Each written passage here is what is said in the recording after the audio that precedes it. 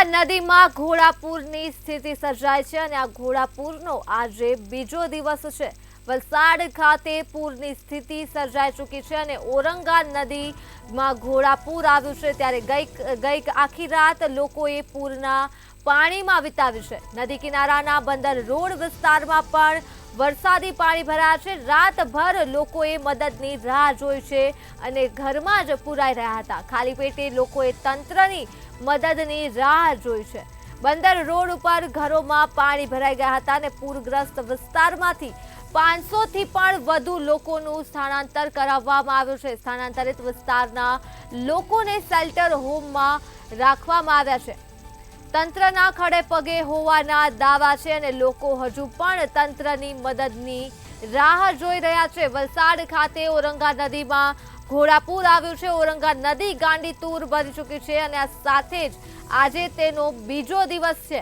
ગઈ આખી રાત લોકોએ પૂરના પાણીમાં જ વિતાવી છે। વલસાડ વાસીઓ હાલ ભારે પરેશાન છે ત્યારે નદી કિનારાના બંદર રોડ વિસ્તારમાં પણ વરસાદી પાણી ભરાઈ ગયા છે।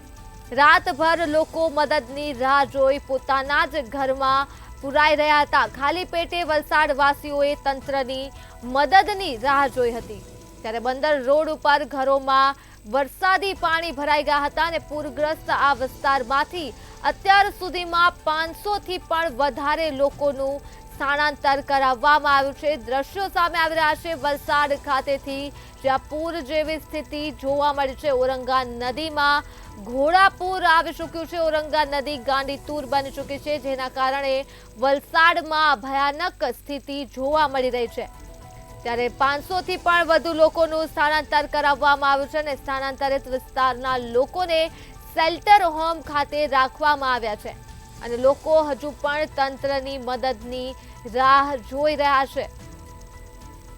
વલસાડ ખાતે આવેલી ઔરંગા નદીમાં ઘોડાપૂર આવ્યું છે જેનો આજે બીજો દિવસ થઈ ચૂક્યો છે।